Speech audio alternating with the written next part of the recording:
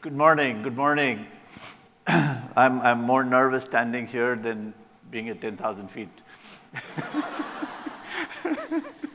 Because they called me and they said, we want you to come and present. I'm like, yeah. And then they say, oh, they're going to be 650 women. I'm like,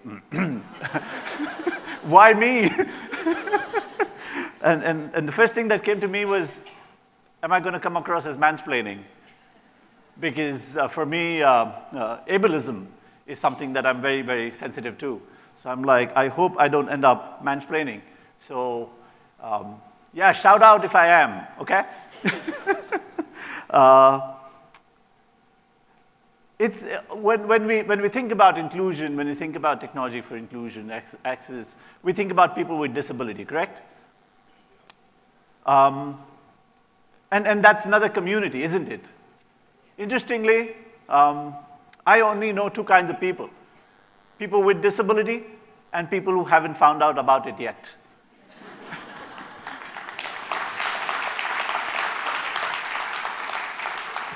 So when we're building for inclusion, we're not just building for a community, we're building for ourselves, we're building for our future selves.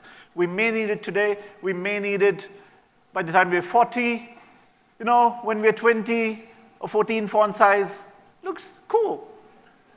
By the time we're 40, we're squinting. We're halfway through the email and we're like, this is too much. And we don't realize why we stopped reading. But just a 2-point difference can mean somebody reading your email to the very end or quitting halfway through. Just 1 2-point size difference. So what I'm going to be talking to you about is not just for this community, it's for all of us. And I too was like you until I was 19 when I did not know anything about disability.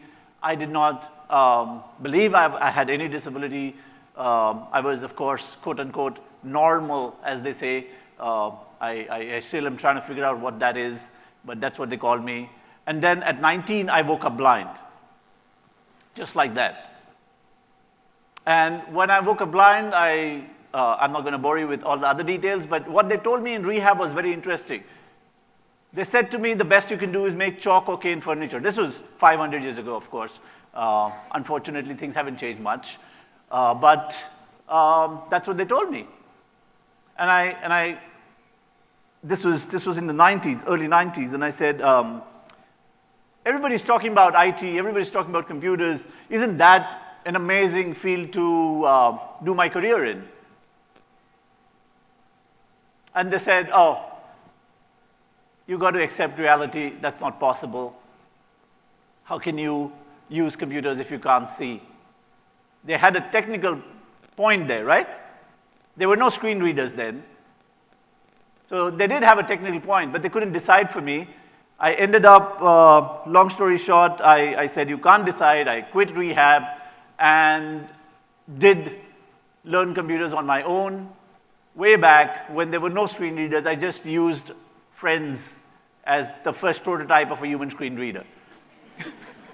The only challenge there was that there was attrition. I lost a lot of friends. So that was the only downside. And then screen readers came on, and that just changed the world. That just changed everything for me. And I can't even tell you how primitive those screen readers were back then. But it just opened up the whole world. It helped me read, write. I could get access to information. I could communicate. I could work independently. All of those things started coming back. And I spent a lot of my formative years, a lot of my early days in my career in man-machine interfaces, in machine thinking. This is different from AI, but think about it that we're trying to emulate what power-guzzling AIs it is iterative. Think about it at a chip level, recreating neuronal circuits at a chip level. How do you ensure that the chip can learn on its own without a training model? And that's where I started my career, moved on to cognitive neuroscience. The reason I'm telling you all of this was the only reason this was made possible was because of technology. Everything in my life after that, I barely done anything. It's just technology that has made it possible. And I'm a living proof of what all of you people have contributed to this community, to my life. I'm the living proof of that. Now, technology helps us in enabling our lives. Technology helps us get education, do a livelihood, integrate in mainstream society. All of that is true. And yet, there is so little that we know about accessibility. There's so little that we talk about when we talk about inclusive design. There's so little thought that goes into it.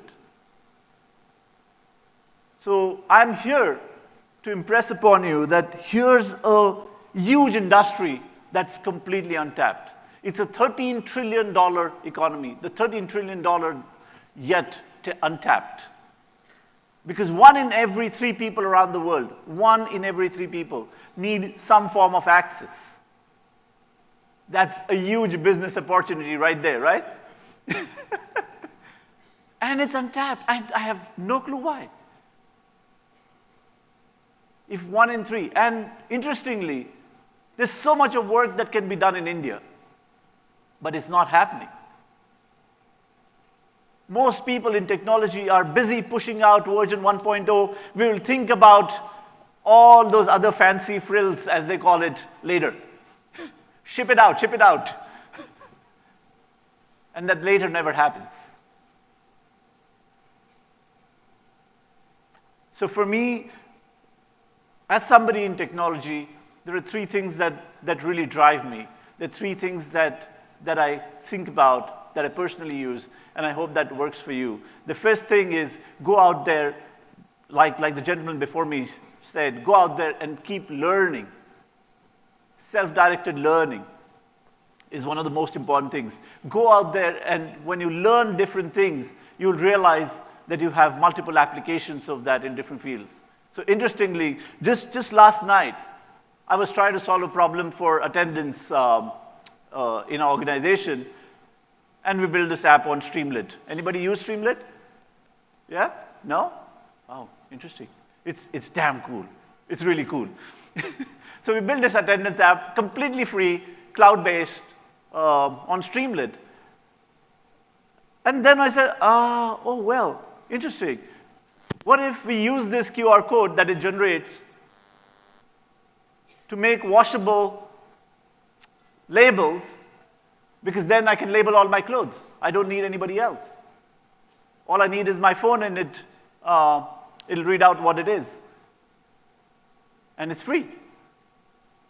But you've got to learn different things to be able to apply.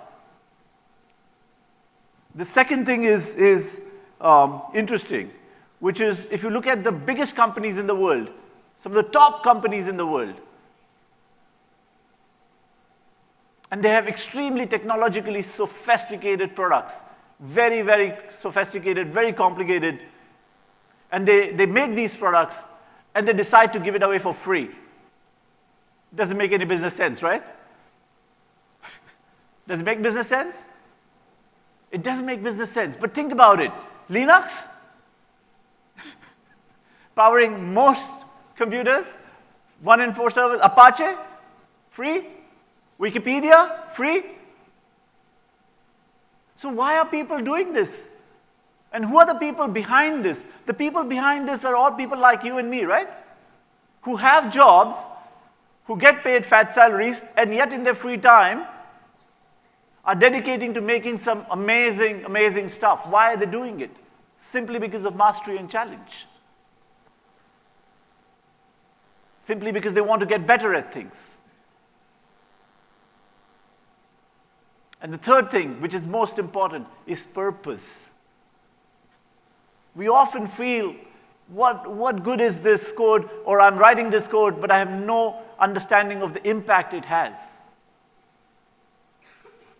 But if you ask yourself, whatever I'm doing today, how can I use it to bring about meaningful change in this world? How can I use it to impact this world more positively? You look at your work differently. You look at everything you do differently. And there is no greater potential you have in your skills that you have to impact this world more positively. It's just a matter of applying that thought. It's just a matter of solving for the edge cases every time you're pushing a product out. Ask yourself, have I solved for the edge cases? Because when you solve for the edge cases, you solve for everyone. You make it an amazing product. You ask yourself, I built this product which is accessible, but is it affordable? If it's not affordable, it's not accessible. What can I do to make it more affordable?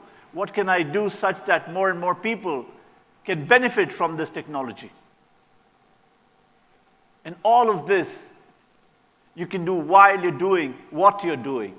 You thankfully don't have to start an NGO. In fact, don't, please. Do what you're doing. Build businesses with purpose. There's nothing wrong in capitalism. Capitalism is the only thing that brought 2 billion people out of poverty. There's nothing wrong in making money, in making profits. But profit with purpose is what will build legacy, is what will help your organization sustain for the future. So thank you so much for listening. Thank you so much for having me here. And I hope that each one of you looks at accessibility, looks at products that are more inclusive, right from the design stage, right from thinking, how can this benefit every last human being?